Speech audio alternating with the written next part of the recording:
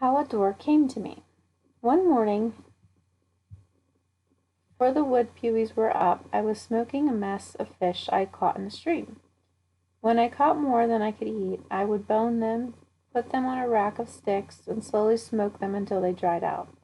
This is the best way to preserve extra food. However, if you try it, remember to use a hardwood. Hickory is the best. I tried pine on the first batch and ruined them with black tarry smoke. Violet was very silent, then came a scream. I jumped into my tree. Presently I had enough nerve to look out. Baron Weasel, I said in astonishment. I was sure it was the same weasel I had met in the trap. He was on the boulder in front of the hemlock, batting the ferns with his front feet and rearing and staring at me. Now you stay right there, I said. Of course, he flipped and came off the rock like a jet stream. He was at the door before I could stop him, and lopping around my feet like a bouncing ball. You look glad all over, Baron. I hope all that frisking means joy, I said. He took my pants leg in his teeth, tugged it, and then rippled softly back to the boulder. We went down a small hole. He popped up again, bit a fern nearby, and ran around the boulder. I crept out to look for him. No weasel. I poked a stick in the hole at the base of the rock, trying to provoke him. I felt a little jumpy, so that when a shot rang out through the woods, I leapt a foot in the air and dove into my hole. A cricket chirped, a catbird scratched the leaves. I waited. 1 enormous minute later, a dark form ran onto the meadow, stumbled, and fell. I had the impression that it was a deer. Without waiting to consider what I might be running toward, I burst to the edge of the meadow. No one was in sight. I ran into the grass. There lay a dead deer. With all my strength, I dragged the heavy animal into the woods.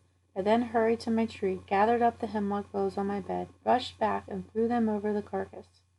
I stuck a few ferns in them so they would look as if they were growing there, and ran back to the camp breathless. Hurriedly, I put out the fire, covered it with dirt, hid my smoking rack in the spring, grabbed Frightful, and got in my tree. Someone was poaching, and he might be along in a minute to collect his prize. The shot had come from the side of the mountain, and I figured I had about 4 minutes to clean up before the poacher arrived. Then, when I was hidden and ready, Frightful started her cry of hunger. I had not fed her yet that morning. Oh, how was I going to explain to her the awful need to be quiet? How did a mother falcon warn her young of danger? I took her in my hands and stroked her stomach. She fought me, and then she lay still in my hand, her feet up, her eyes bright. She stiffened and drooped. I kept on stroking her. She was hypnotized. I would stop for a few moments. She would lie still, then pop to her feet. I was sure this wasn't what her mother did to keep her quiet, but it worked. Bushes cracked, leaves scuttled, and a man with a rifle came into the meadow. I could just see his head and shoulders. He looked around and banged toward the hemlock forest. I crawled up on my bed and stroked the hungry Frightful. I couldn't see the man from my bed, but I could hear him. I heard him come to the tree. I could see his boots. He stopped by the ashes of the fire and then went on. I could see my heart lift my sweater. I was terrified.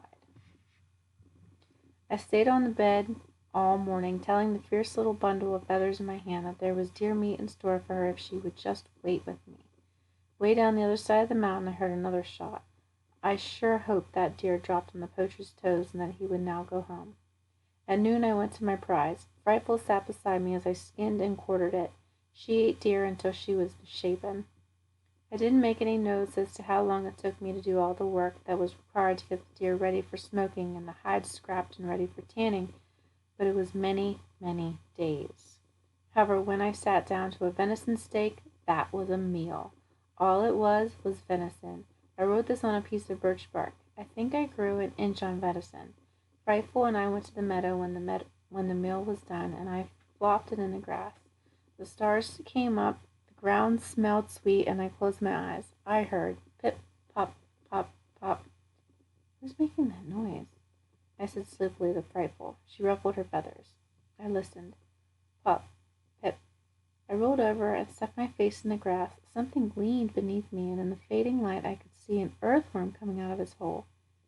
Nearby another one rose, and there was a pop.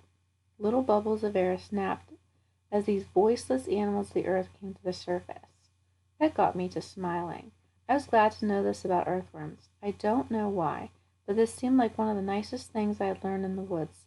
that earthworms, lowly confined to the darkness of the earth, could make just a little stir in the world.